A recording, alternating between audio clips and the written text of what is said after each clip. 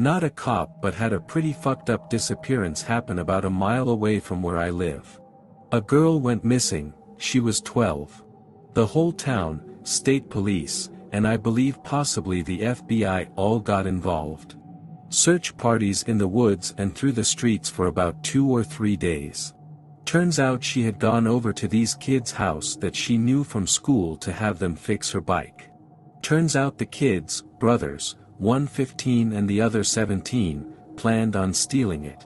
Well, she put up a struggle and the one brother wound up strangling her in his basement.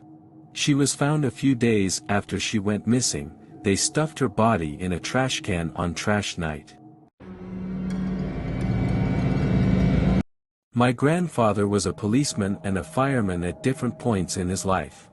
His spooky disappearance story actually came from his time as a fireman. He hasn't told me the story in a long while, so I'm a little fuzzy in the details, but here goes. His team gets called to a house fire in a small village, rural England. It's late at night. The fire is reported by a local who was walking home. Several other bystanders have arrived by the time the fire engine gets there, and there are multiple reports of screams for help from inside the building. They start to douse the fire and 3 of the responders, including my granddad, enter the building via the back door to attempt to rescue the people trapped inside. The thing is, they don't find a soul. Nobody is there. They clear the whole place out, stop the fire, effectively make the building safe. Later on, it's confirmed that the fire started in the kitchen, likely the hob, where food was midway through being prepared.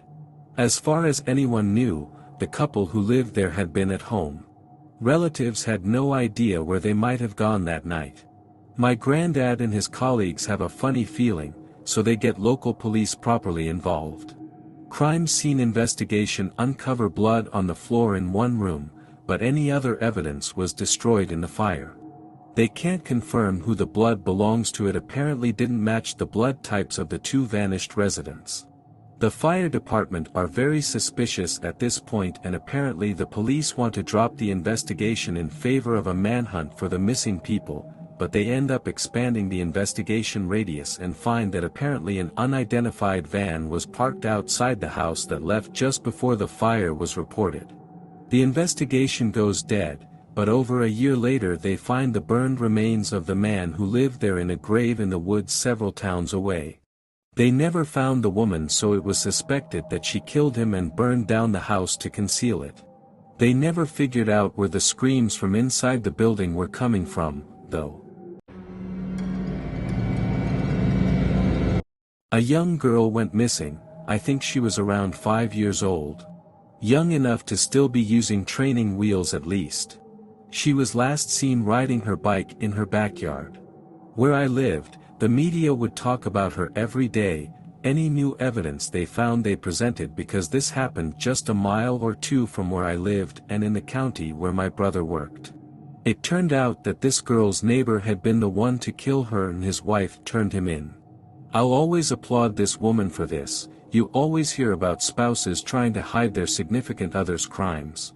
My brother, who is great at getting inside people's head, told me that he made it seem like he was relating to the guy, which he said he was repulsed by, but had to do it to get an honest confession. He said the guy wasted no time at bragging at what he did, smiling the entire time. He said he invited the little girl inside his house, got a trash bag, and used it to suffocate her. He described every detail about how long it took, how tight her held the bag, and how thrilling it was to be in control of someone else's life. But the most messed up part? He admitted that he rode with the father, helping this terrified man search for his missing baby girl. The idea that that poor man was sitting right next to her daughter's killer the entire time, bawling his eyes out to the man responsible for his pain, it's chilling. When the father found out, he begged my brother to let him alone in the room with the guy just for a few minutes.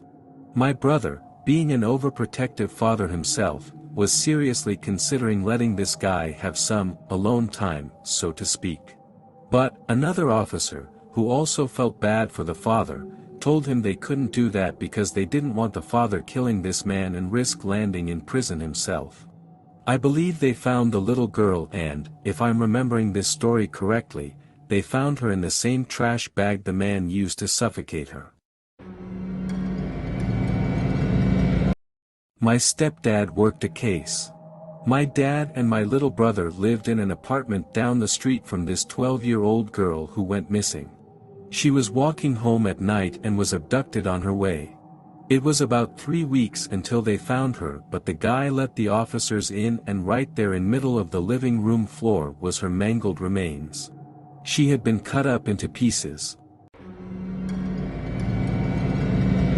I did my undergrad at a college in Vermont.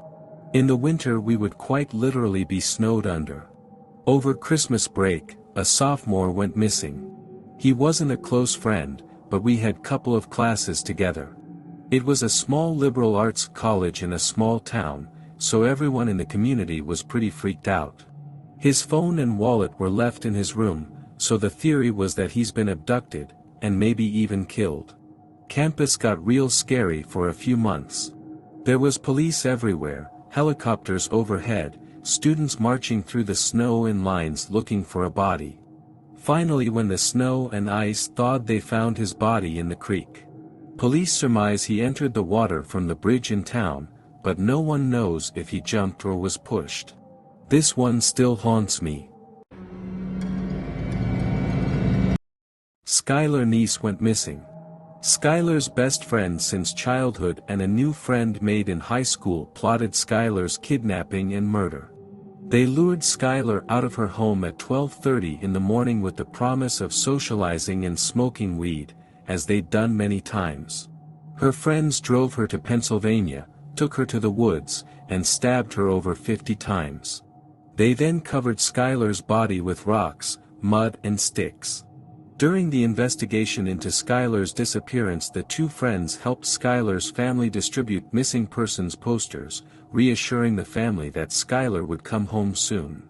They were found guilty of murder and kidnapping. One was given 30 years and the other a life sentence. When asked why they murdered Skylar, the only answer either murderer gave was, "We didn't want to be her friend anymore." Not a policeman, but my granddad was. He's in his 80s now, and was in the Met Police, UK, for years. He's fucking brilliant, so many interesting /sad/ crazy stories. So in the 1970s he was given a case of a young girl, I think she was only 16 or 17, who'd gone missing and was part of the lead investigatory team in it. They interviewed thousands of people in the local area, a small town in Essex, UK. Turns out the girl had been basically beaten to death in an alleyway just outside her house. The killer had pushed her body through a hole in one of the fences that lined the alleyway into a garden of one of the houses. So they'd searched for her for a really long time to find out, all the while her body was lying in a rose bush in one of the neighbors' gardens. Super creepy if you ask me. Also turned out that when they caught the guy, he was responsible for another killing of a young girl, also in Essex. I wish I knew more, but there's really little information about. I do know the girl's name was Coral Vidler. Also, in typical grandparent fashion, he only told me this story because I had been out drinking in a local pub, and it all started with, "I know that pub, the police held a huge celebration there one evening where I got punched in the head and lost all of my teeth." What was it for? Oh, they had caught a killer, and coincidentally, my parents and I moved into the same row of houses that backed the alleyway where the girl died, 35 years later. He didn't think to mention this story for 15 years.